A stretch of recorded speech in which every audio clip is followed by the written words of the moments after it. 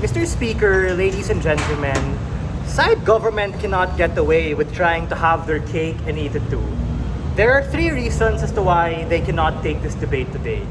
The first is in terms of consistency and realism of their frame.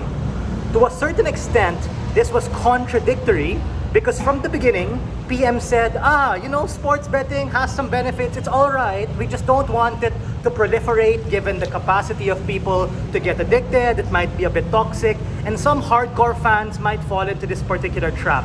But then, DPM and GovWhip decided to abandon her partner and then say things like, oh, this is the worst thing ever, it's really bad, it's super toxic, it's bad for the sport, it's bad for fans, etc., etc. But at the same time, they can't necessarily cherry pick the elements of what they want and make it in the guise of regulation. So guys, you have to be able to pick a frame, right?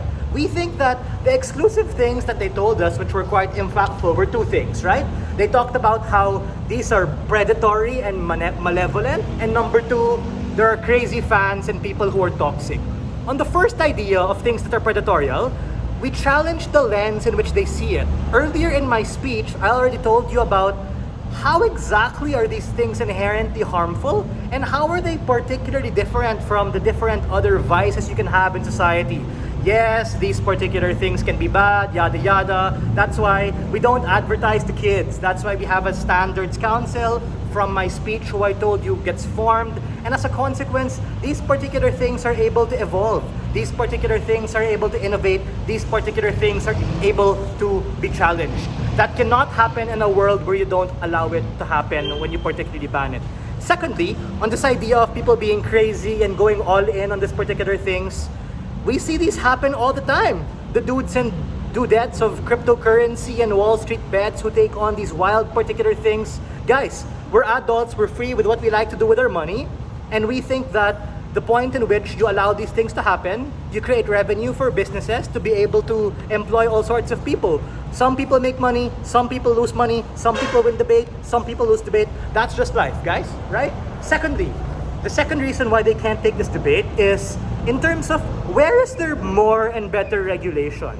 Government's sneaky way into this debate was to try to co-opt our frame and say, when we ban the advertisements of sports betting, this is the best way to regulate it because you nip it in terms of the demand and there's no longer going to be a demand for it. They said that, we can't ban this whole thing in entirety. We think that on both sides, there's going to be a degree of a black market. There are going to be toxic and malevolent actors who are trying to cheat and be able to sway the system into their particular things. Case in point, majority of politicians we have in this world. But we think that on either way, they're gonna be able to do it. Where there's a will, there comes a way. But at least on our side of the house, ladies and gentlemen, when we're able to actually regulate it but still allow it to exist, we are able to capture the upside, but at the same time control and reject the downside. No industries are particularly perfect. There are ultimately harms in these particular things, but the only way in which you can get innovation of these particular things in discourse to be able to call them out and allow them to happen is when you allow these particular things to exist for the industries and for the sport and for the every people participating it in whatever way, shape, and form. For all of these reasons, opposition wins this debate and the motion has to fall. Thank you.